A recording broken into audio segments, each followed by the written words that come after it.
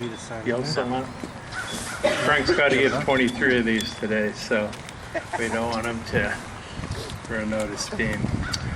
Ladies and gentlemen, I'd like to thank you all for coming here this morning. My name's Bill Johnson. I'm the president of the Newcastle Lions, and I'm pleased to be with you today and introduce our guest speaker, Franco Scanga.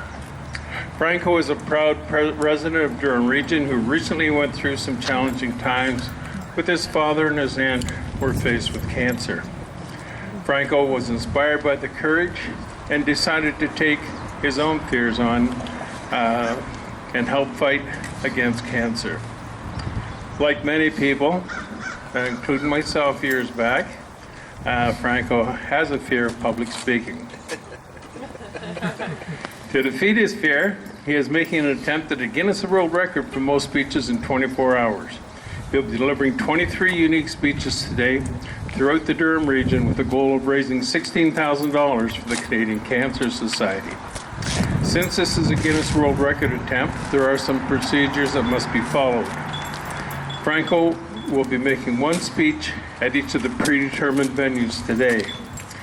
Each speech must be a minimum of 10 minutes in duration. To mark this duration, a bell will signal the start and end of the speech. In order to beat the previous record of 21 speeches in 24 hours, Franco will be making 23 speeches in 14 hours.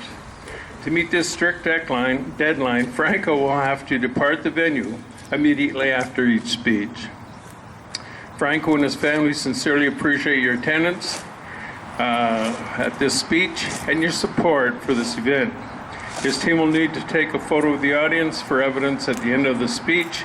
We will ask that you please remain where you are after the speech. Each of the speeches are different, but they all have the same overall theme: facing our fears and challenges. This speech has been generously sponsored by Carrie Novak, investment advisor with IPC Securities in Bowmanville, Ontario. Finally, Franco is here to present speech number 1 of 23 entitled First Steps. Please join me in welcoming Franco Scanga.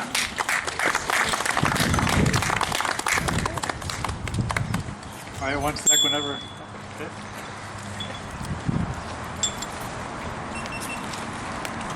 You're all set? Thanks, Bill. I'm just going to turn this up a little bit so you can hear me okay? Yep. Everyone hear me all right? Thank you very much. So as Bill mentioned, this is the first of hopefully many speeches today. And it's entitled First Steps. And wanted to quote Martin Luther King to begin. And he said, "Faith is taking that first step even when you can't see the whole staircase." And the overall theme of the speeches today is facing one's fears and facing one's challenges, and in taking that first step. You know, for me, my motivation for this, as Bill mentioned, was to raise money for the Canadian Cancer Society. Back in November of 2014, my father was faced with the prospect of cancer. And, first thing that came to mind was I wanted to trade places with my dad. And the next thing I thought was, what can I do to support my father and support those who have helped my dad in the past? And at the time I was going through an organization, or just joined an organization called Toastmasters. And there was this saying that they had a statistic that said that the number one fear that people have is public speaking, second to death. And it came at a time where I thought, earlier I would have agreed with that statistic, but at the time I thought, that's kind of strange. I mean, when you think about it, people are more afraid of communicating with one another than than dying, but when someone that you love or yourself, many people have them faced with cancer, I'm sure that that number one fear is quite different. So I wanted to do something different for my dad. I thought, okay, I want to face my own challenge. And I thought, okay, well, I'll face this fear of public speaking. And I wonder how many speeches I can do in a day. You know, I Googled it, and this page came up and it said the most speeches in 24 hours is an actual world record by a man by the name of Ralph Nader. And I thought, wow, that's interesting. I don't know if I can handle a 3-minute speech, let alone a 10-minute speech, and 21 of them in a day. But I thought, in comparison to some of the challenges that people have with real life fears, I think I could probably try this out. So that's where my motivation was, to take the first step. And a lot of times, the hardest thing to do is to take the first step in doing anything. To talk ourselves into taking the first step. And this is definitely true for me. And so the hardest part was just to get the motivation and to get past the fear of taking the first step of this event. And with regards to this event, the 3 fears I'm really kind of challenged with in getting to go was the fear of failure, the fear of public speaking, and the fear of others' opinions. So those are 3 things that most people are afraid of. It's not the actual fear of speaking in front of others, but it's the fear of, what are people going to think? Putting yourself out there, separating yourself from the group. But I was motivated by others who had demonstrated this faith in a purpose and facing their own fears regardless. I realized I'd forgotten my water in the car, but that's okay. Take my time. One of the things that I thought was fitting to start the speech here in Newcastle was because there's been many first steps that have started here in Newcastle. Many historical first steps have started here. And I thought it's a good place to begin my first steps as well in this journey. Who knows where the staircase will lead. And there's a few come to mind locally. The first one that looking at the town of Newcastle and history, and the first one that comes to mind was first steps of someone by the name of Richard Lovekin. I see the Lovekin name over there as well. Who in 1796 took the first steps to come here from Ireland, to come to a virtual wilderness, basically. I mean, imagine taking the first steps and leaving what you know is familiar to a land that's basically a wilderness. But it's amazing.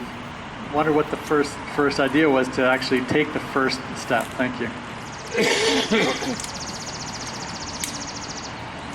The next one I thought was interesting, another first step, was that of Stephen Crandall, who essentially I can't remember the year, it's probably another 100 years after Mr. Lovekin decided to come here, was to open up a pub in the middle of a forest, basically, at a small intersection, which grew to a larger settlement. But again, that's faith in taking a first step into doing something that no one else has tried. And I can't talk about first steps without mentioning Daniel Massey. First steps taken here, and where his operations began, that started his successful multinational farming equipment company. And of course, then he also, I believe, donated this town hall here as well.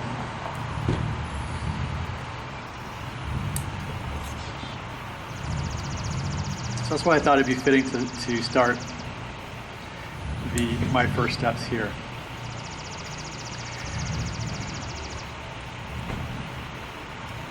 You as members of the Newcastle Lions have also taken first steps in your own lives to, for example, join the Lions. And you've had your own motivations to do that.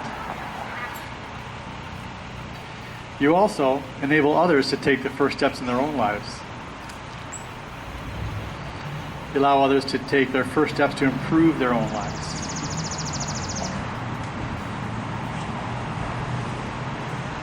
You know, there's a myriad of examples, but when I think of those first steps that you enable others to take, think of Camp Dorset, student bursaries, Terry Fox runs. Terry Fox one's is a big one for me as well.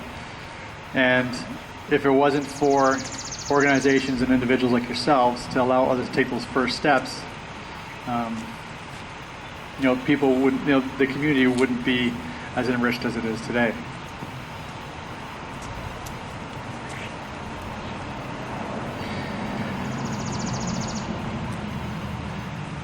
I want to leave you with a success story, a story of hope.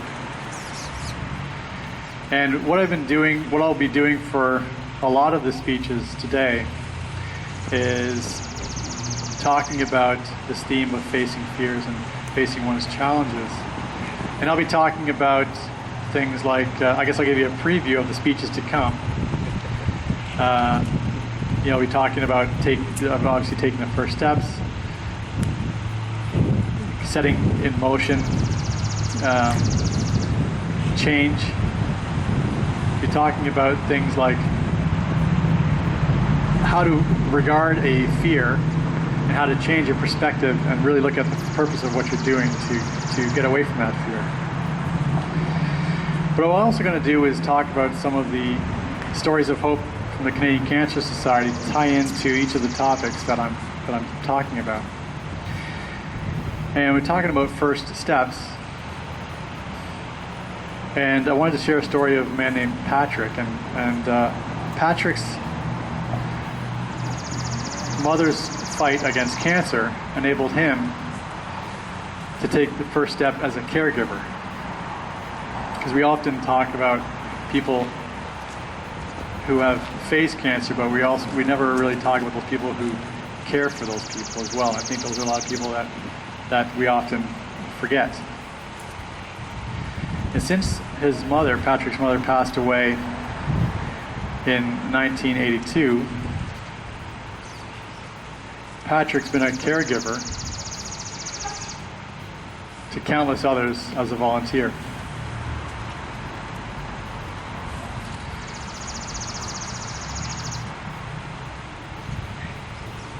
And he continues to support others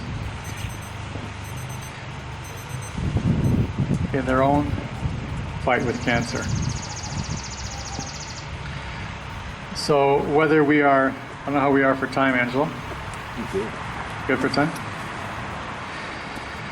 So whether we're facing a new challenge or an old challenge like I'm taking on, I think it's important to take the first step, because we never know where the staircase may lead. Thanks so much and have a wonderful day.